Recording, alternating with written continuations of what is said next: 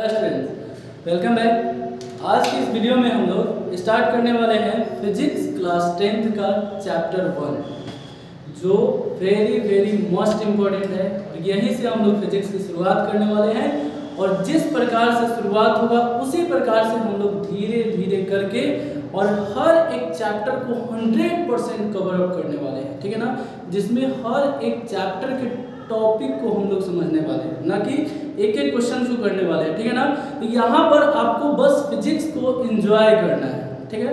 और एंजॉय करते करते ही हम लोग का कब चैप्टर खत्म हो जाएगा ये आपको पता भी नहीं चलेगा। तो स्टार्ट करते हैं। सिर्फ एंजॉय करना है। आप लोग भी सामने कॉपी कलम ये सब लेकर बैठ जाइए और साथ में एक एक टॉपिक को आप लोग वीडियो को पॉज करके और नोट डाउन करते रहिएगा, ठीक है ना। तो स्टार्ट करते हैं। हम लोग का चैप्टर है प्रकाश का परावर्तन, ठीक है ना। प्रकाश का परावर्तन एक बहुत ही ज़्यादा इम्पोर्टेंट टॉपिक है, चैप्टर है, जिसमें हम लोग पढ़ने वाले हैं मूलतः प्रकाश के बारे में। और याद रखिएगा फिजिक्स का जो है एक ब्रांच होता है, ठीक है ना। फिजिक्स का एक ब्रांच होता है ऑप्टिक्स, ठीक है ना। हम लोग डिस्कस कर चुके थे। ऑप्टिक्स जो है प्रकाशिकी एक ऐसा फिजिक्स का ब्रांच है जिसमें हम लोग लाइट से बारे में पढ़ते हैं। तो देखिए पहला चैप्टर है परावर्तन, दूसरा चैप्टर है अपवर्तन। तो परावर्तन और अपवर्तन ये दोनों का दोनों प्रकाश की एक घटना है। और सिर्फ हम लोग को ये दो भले ही चैप्टर है लेकिन इसमें प्रकाश के दो ही सिर्फ हम लोग को फेनोमेनन नहीं देखने हैं, इसके और भी बहुत सारे फेनोमेनन देखना है। जैसे प्रकाश का परावर्तन तो देखेंगे ही देखेंगे, विवर्तन देखेंगे, प्रकीर्णन देखेंगे, वर्ण विक्षेपण देखेंगे और भी बहुत सारे प्रकाश को हम लोग पूरे 100% डिस्क्राइब करने वाले हैं, ठीक है ना। तो देखिए प्रकाश के बारे में जानने के लिए हम लोग प्रकाश के कुछ बेसिक सा प्रॉपर्टी हम लोग देखेंगे, ठीक है ना। देखिए हम लोग के पास आँख ये पता है, लेकिन ये आँख अगर आसपास में लाइट नहीं हो तो ये आँख किसी काम का नहीं है। जैसे अगर अंधेरे लाइट में आप स्विच मतलब कमरे में अगर रात है और स्विच को ऑफ कर दे तो आपको कुछ भी दिखाई नहीं देता है। उसी तरह से अगर सोचिए आसपास अगर लाइट नहीं हो तो ये आसपास रंग बिरंगी संसार से कोई मतलब नहीं बनता है, ये देख ही नहीं पाएंगे हम लोग, ठीक है ना। तो याद रखिएगा प्रकाश जो है ये हम लोग को देखने में मदद करता है, एक ऊर्जा का रूप है। याद रखना है प्रकाश क्या है, एक ऊर्जा का रूप है जिसकी सहायता से हम लोग किसी वस्तु को देख पाते हैं, ठीक है ना। अब ये बात याद रखिएगा, ऐसा नहीं है कि जो वस्तु को हम लोग देख पाते हैं उससे ही प्रकाश उत्पन्न हो रहा है, ऐसा नहीं, ठीक है ना। उस पर हम लोग डिस्क्राइब करेंगे, उसको डिस्कस करेंगे। याद रखिए कुछ बेसिक सा पॉइंट याद रखिएगा।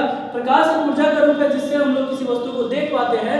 चाल, प्रकाश का जो चाल है याद रखिएगा, सबसे पहले फिजिक्स के एक बहुत ही महान वैज्ञानिक थे रोमन, इन्होंने ही मेजर किया था। प्रकाश का चाल है जो 3 × 10⁸ मीटर प्रति सेकेंड होता है।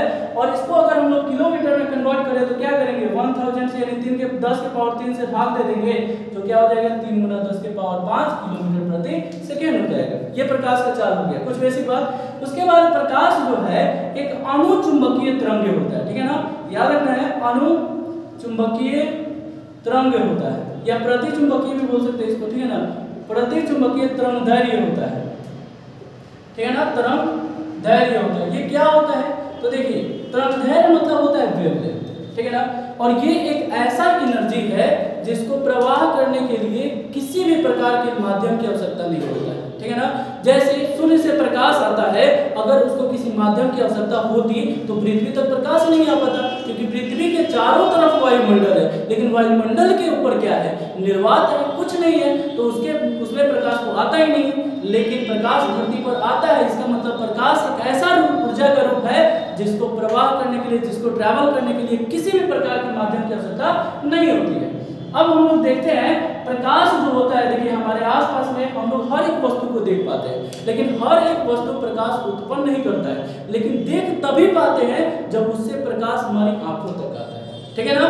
तो अगर हम लोग उत्पत्ति के आधार पर प्रकाश जो उत्पन्न करता है उसके आधार पर पदार्थ को देखें तो मूलतः दो प्रकार होता है। एक होता है दीप्त वस्तु, यानी दीप्त वस्तु जो प्रकाश को उत्पन्न करता है, स्वयं उत्पन्न करता है, उसको प्रदीप्त वस्तु भी कहा जाता है। जैसे सूर्य, ये प्राकृतिक हो गया, सूर्य हो गया।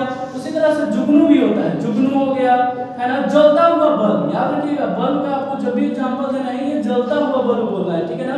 क्योंकि स्विच ऑफ कर दिए तो वो प्रकाश उत्पन्न करेगा ही नहीं, तो वो अदीप्त वस्तु हो जाता है, ठीक है ना। तो जलता हुआ बल्ब, जलती हुई मोमबत्ती, जलता हुआ लालटेन, है ना, ये सारे के सारे दीप्त वस्तु हो जाते हैं, ठीक है ना। उसी तरह से जो वस्तु प्रकाश उत्पन्न नहीं करता है उसको अदीप्त वस्तु कहा जाता है। याद रखिएगा, सबसे इंपॉर्टेंट चंद्रमा को याद रखना है। चंद्रमा जो है ये स्वयं प्रकाश उत्पन्न नहीं करता है, ये सूर्य के प्रकाश के परावर्तन से ही हम लोग को वो चमकता हुआ दिखता है। परावर्तन तो डिस्कस करना ही है। ये हो गया दो वस्तु के प्रकार, यानी प्रकाश उत्पत्ति के आधार पर वस्तु के दो प्रकार होते हैं, एक दीप्त जो प्रकाश उत्पन्न करता है और दूसरा अदीप्त जो प्रकाश उत्पन्न नहीं करता है, लेकिन दिखता सब है ना। हम लोग आसपास में वो हर एक वस्तु देख सकते हैं सिर्फ एनर्जी को छोड़कर, ठीक है ना, ऊर्जा को हम लोग देख नहीं पाएंगे, ठीक है ना। उसके बाद बात करते हैं, जैसे मान लेते हैं कि यहाँ पर कोई भी ऑब्जेक्ट हो, जैसे कि यहाँ पर बोर्ड ही आप लोग को दिख रहा है, अगर इस पर प्रकाश आया तो क्या ये प्रकाश सीधा आर पार कर जाएगा? नहीं। अच्छा, प्रकाश का एक और गुण आप लोग इंपॉर्टेंट स्टार पॉइंट देकर लिख लीजिएगा, प्रकाश हमेशा सरल रेखा में गमन करता है, ठीक है ना। सरल रेखा में यानी सीधी रेखा में गमन करता है, वो जिग जैग गमन नहीं करता है, ठीक है ना। हाँ, ये भी है। हाइजेंस नामक साइंटिस्ट जो है वो एक प्रॉपर्टी दिए हुए थे कि प्रकाश जो है एक वेव के फॉर्म में गमन करता है, लेकिन वो अभी नहीं, क्लास 12th में पढ़ना है। दोनों प्रॉपर्टी सही है, लेकिन प्रकाश हमेशा सरल रेखा में चलता है, ये सर आइजैक न्यूटन के द्वारा दिया गया है और क्लास 10th में हम लोग को उसी के बारे में डिस्कस करना है, ठीक है ना। तो देखना, जैसे प्रकाश ये बोर्ड जो है इसके आर पार कर सकता है क्या? नहीं। मेरे आर पार कर सकता है क्या? नहीं। अगर मेरे आर पार करता तो मेरे पीछे बोर्ड पर क्या लिखा हुआ है वो सारा का सारा आप लोगों को दिखता, ठीक है ना। तो कुछ ऐसे भी वस्तु है, जैसे मान लेते हैं मेरे और आपके या फिर इस कैमरा के पीछे, मतलब कैमरा जो है इसके बीच में क्या है? एयर है। अब बताइए कि हमको आप देख पा रहे हैं, क्यों देख पा रहे हैं? तो बीच में जो एयर है इससे प्रकाश पार कर पा रहा है, और वायु भी क्या है? पदार्थ है। यानी हमारे आसपास में 3 तरह के ऐसे पदार्थ पाए जाते हैं। एक वो पदार्थ जिसके होकर प्रकाश पार कर जाता है, एक वो पदार्थ जिससे होकर थोड़ी मात्रा में प्रकाश पार करता है, और एक वो पदार्थ जिससे मतलब प्रकाश पार ही नहीं करता है, ठीक है ना। तो याद रखिएगा, वैसे पदार्थ जिससे होकर प्रकाश पूर्ण रूप से पार कर जाता है, आप लोग नोट डाउन कर सकते हैं, वैसे पदार्थ जिससे प्रकाश पूर्ण रूप से पार कर जाता है उसको पारदर्शी पदार्थ कहा जाता है। इसके एग्जाम्पल हो जाएगा वायु, कांच, पानी, है ना। ये सारा का सारा जो है एग्जाम्पल हो जाएगा किसका? पारदर्शी पदार्थ का। और हम लोगों को ये बहुत ही ज्यादा इंपॉर्टेंट है, याद रखना है, क्योंकि ये सेकेंड चैप्टर में बस इसी पदार्थों का हम लोग यूज करने वाले हैं, ठीक है ना, प्रकाश के अपवर्तन में। दूसरा है पारभासी, नाम है, इसको बोलते हैं अर्धपारदर्शी भी बोलते हैं। अर्धपारदर्शी यानी पूर्ण रूप से प्रकाश पार नहीं करे, थोड़े मात्रा में प्रकाश पार कर सके, ठीक है ना। जैसे आपको एग्जांपल हम दे देते हैं कि अगर कांच जो है उसको हम लोग कहीं घसीट देते हैं तो पूर्ण रूप से प्रकाश पार नहीं करता है। तो घिसा हुआ कांच इसका एग्जांपल हो जाएगा, घिसा हुआ कांच। इसी तरह से आप याद कर सकते हैं धुंध, ठीक है ना। धुंध जो होता है, जो हम लोग चलते हैं, फॉग जो होता है, जो हम लोग कहीं पे चलते हैं ठंडा के दिनों में जो होता है, देखते हैं जब भी बाइक का या फिर मोटर कार का जो लाइट होता है वो काफी दूर तक नहीं जा पाता है। इसका मतलब क्या? प्रकाश पार नहीं कर पा रहा है, थोड़े दूर तक ही ट्रैवल कर पाता है, ठीक है ना। उसी तरह से और एग्जांपल आप याद कर सकते हैं, जैसे तेल से भीगा हुआ पेपर, ये सब जो है एग्जाम में पूछा जाता है, याद रखना है, तेल से भीगा हुआ पेपर, ठीक है ना। उसी तरह से या कुहासा, कुहासा यानी धुंध हुई या धुआं, ठीक है ना, धुआं भी याद कर सकते हैं आप लोग। धुआं भी प्रकाश को पूर्ण रूप से पार नहीं करने देता है। अब बात आता है अपारदर्शी पदार्थ, ये तो आसानी से याद कर सकते हैं आप लोग, वैसा वस्तु या वैसे पदार्थ जिससे होकर प्रकाश पार नहीं करता है वो क्या कहलाता है? अपारदर्शी पदार्थ कहलाता है। जैसे कई सारे एग्जांपल हैं, जैसे आपके सामने यहाँ पर बोर्ड ही है, जैसे ये मार्कर हो गया, हम हो गए, दीवार हो गया, पत्थर हो गया, ठीक है ना, पत्थर हो गया, और क्या क्या, बोर्ड हो गया, कांच मतलब ये लकड़ी हो गया, ये सब जो है अपारदर्शी पदार्थ के एग्जांपल्स हो गए। अब हम लोगों को इसमें डिस्कस किसके बारे में करना है? तो हम लोगों को इसमें सिर्फ और सिर्फ अपारदर्शी पदार्थ के बारे में डिस्कस करना है। लेकिन अपारदर्शी भी कई कैटेगरी के होते हैं, तो हम लोग इसमें किसके बारे में डिस्कस करने वाले हैं? तो दर्पण के बारे में करने वाले हैं। दर्पण, ये भी देखेंगे कि दर्पण बनता कैसे है, लेकिन दर्पण के बारे में डिस्कस करने वाले हैं जो एक अपारदर्शी पदार्थ है, ठीक है ना। याद रखना है दर्पण क्या है, अपारदर्शी पदार्थ है और उसी के बारे में हम लोग पूर्ण रूप से इस चैप्टर में प्रकाश के प्रवर्तन में डिस्कस करने वाले हैं। इसके अलावा देखिए अभी हम लोग लाइट उसी समय से रिपीट कर रहे हैं। ये लाइट को तो हम लोग देख नहीं सकते हैं, लेकिन क्या अगर लाइट को हम लोग को बोर्ड पर दिखाना हो तो उसको दिखा नहीं सकते हैं? बिल्कुल दिखा सकते हैं, ठीक है ना। वो कैसे दिखा सकते हैं कि लाइट को हम लोग को दिखाने के लिए ना एक इस प्रकार से एरो खींचना पड़ता है। हम लोग पढ़ चुके हैं कि प्रकाश हमेशा सरल रेखा में गति करता है, तो एक सीधा लाइन खींचना है। और एक और विशेष बात याद रखना है कि प्रकाश हमेशा एक तरफ से गमन करता है, एक साइड में गमन करता है। जैसे मान लो हम सोर्स ऑफ लाइट है, यानी प्रकाश का स्रोत है जिससे प्रकाश उत्पन्न हो रहा है और मेरे से प्रकाश इस साइड में निकल रहा है, तो मेरे से पीछे नहीं जाएगा, इसी साइड में जाएगा। बल्ब है, ये बल्ब है, इससे प्रकाश निकल रहा है, तो बल्ब के अंदर प्रकाश नहीं जाएगा, बल्ब से बाहर ही प्रकाश जाता है, चारों तरफ जाता है, ठीक है ना। तो इस तरह से याद रख सकते हैं आप लोग कि उसको जिससे भी प्रकाश निकलता है उसको प्रकाश का स्रोत भी कहा जाता है, ठीक है ना। तो प्रकाश को दिखाने के लिए इस तरह का हम लोग लाइन खींचते हैं, एक रेखा खींचते हैं, एक डायग्राम बनाते हैं, आरेख खींचते हैं, जिसको हम लोग किरण आरेख बोलते हैं। किरण आरेख यानी किरण के पथ को हम लोग किरण आरेख बोलते हैं। और यहाँ पर एक किरण है, और जब बल्ब से प्रकाश निकलता है तो वो एक किरण नहीं निकलता है, बहुत सारे किरण निकलते हैं। तो जब एक जगह कहीं भी बहुत सारे किरण हो तो उसको किरणों का समूह कहा जाता है, और किरणों के समूह को हम लोग किरण पुंज कहते हैं, ठीक है ना। ये बात याद रखना है। प्रकाश के पथ के लिए दर्शाए गए आरेख को किरण कहा जाता है और किरणों के समूह को किरण पुंज कहा जाता है, ठीक है ना।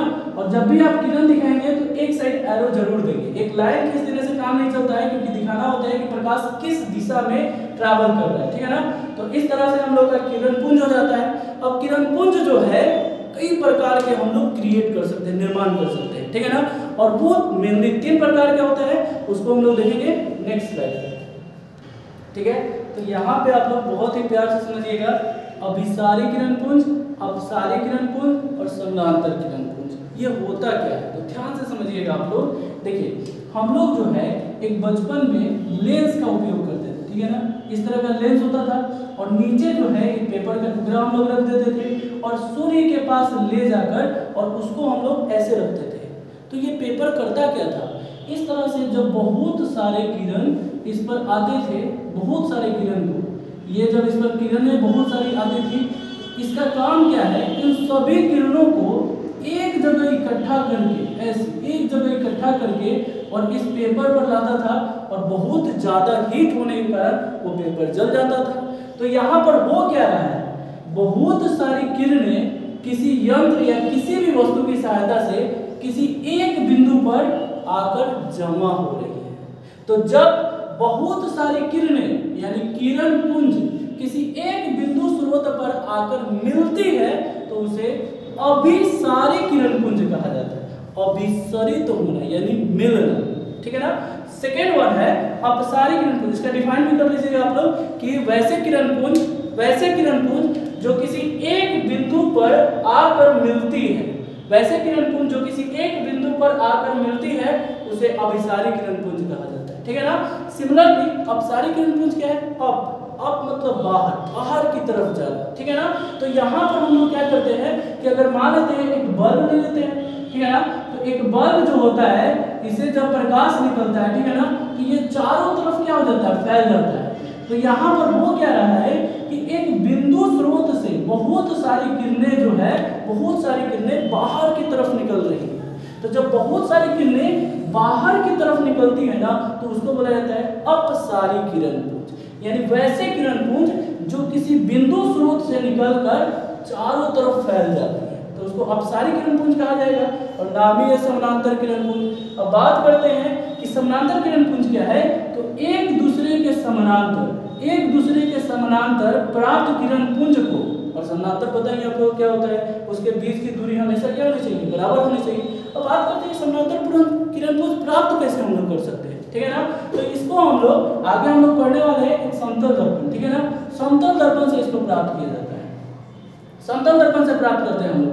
बहुत सारी किरणों को अगर इस तरह से हम लोग ऐसे बहुत सारे किरणों को अगर समानांतर हम लोग लाते हैं तो यहाँ से जो किरणें इस तरह से निकलती है वो एक दूसरे के समानांतर होती है, समानांतर किरण पुंज हो जाता है। और भी बहुत सारा तरीका है, जैसे हम लोग आगे चलकर एक अवतल दर्पण के बारे में पढ़ने वाले हैं। अवतल दर्पण जो होता है, यहाँ पर जब प्रकाश की किरणें जो है फोकस की ओर आती है, ठीक है ना, फोकस की ओर आती है तो समानांतर चली जाती है। तो बहुत सारे किरणों को अगर हम लोग फोकस की ओर लाएंगे तो वो समानांतर चली जाएगी। ये सारा ही सारा आगे हम लोग डिस्कस करने वाले हैं। यानी समानांतर किरण पुंज भी हम लोग को प्राप्त हो सकता है। इसको डिफाइन कैसे करेंगे?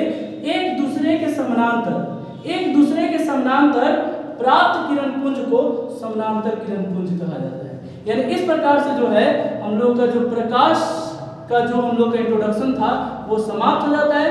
अब हम लोग स्टार्ट कर सकते हैं प्रकाश का परावर्तन क्या है, ठीक है ना। तो मिलते हैं नेक्स्ट स्लाइड में।